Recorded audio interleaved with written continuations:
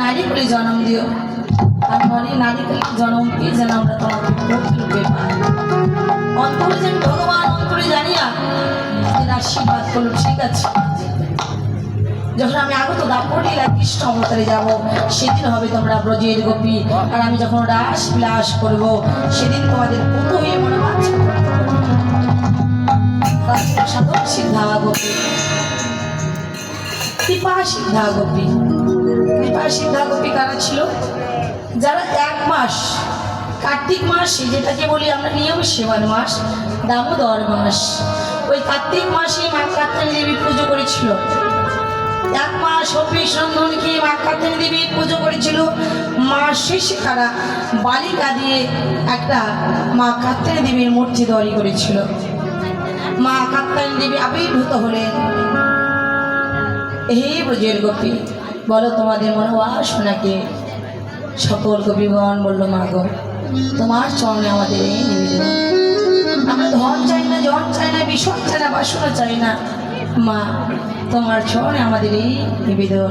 তুমি আমাদের আশীর্বাদ করে দাও, আমরা যেন নন্দের নন্দ শ্রীকৃষ্ণকে পুত্ররূপে পাই। মা কাত্যায়নী দেবী আশীর্বাদ করলো। ঠিক আছে, আমি আশীর্বাদ করলাম, ওই নন্দের নন্দ শ্রীকৃষ্ণকে তোমরা 1 রজনের জন্য হলেও পুত্ররূপে পাবে। পেয়েছিল কবে? ভগবান রাস বিলাস করেছিল, সেদিন একা কৃষ্ণ একা গোপী হয়ে তাদের মনোবাঞ্ছা পূর্ণ করেছিল। তারা ছিল সিদ্ধা গোপী, নিত্য সিদ্ধা গোপী। নিত্য সিদ্ধা গোপী কারা ছিল? রাধারানীর অষ্ট সখী, তারা ছিল নিত্য সিদ্ধা গোপী। তো দেখুন, ভক্ত ভগবানের তখনই মিলন হয়, ভক্ত যখন সৎগুরু চরণ আশ্রয় করিয়া ভজনটা যখন ঊর্ধ্বগামী হয়, তখনই হয় ভক্ত ভগবানের মহারাস মিলন।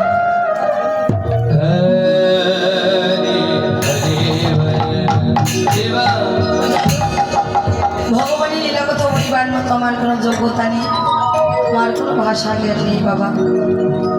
এই রাসটা আসলে অনেক গভীর তত্ত্ব, আমার মতো আমার অধমের জীবের বলাবার মতো কোনো সামর্থ্য নেই। তবে গুরু কৃপাহীকে বলো, আপনাদের মতো ভক্তের কৃপাহীকে বলো। ভগবান বললেন, আমার হচ্ছে নাম বড়, নাম হইতে ভক্ত বড়, ভক্ত হইতে ভক্তের চরণ ধরে আরও বড়। হে বৈষ্ণবেরা, আপনাদের চরণ ধরির বলে বলি আর হয়ে যদি দুটো কৃষ্ণ কথা বলতে পারি, তাহলে আমার এই মানব জন্ম ধন্য, আমার পালা পরিবেশ করি, অনেক ভুল ত্রুটি হবে, রসভাস হবে। আপনারা সকলেই নিজের মনে মেয়ে করি, নিজের সন্তান মনে করি, নিজের কণ্ঠে মনে করি, ক্ষমার সুন্দর দৃষ্টিতে দেখবেন। আবারও আপনাদের এত চড়ে আবার শত ষষ্ঠী ধন্যবাদ।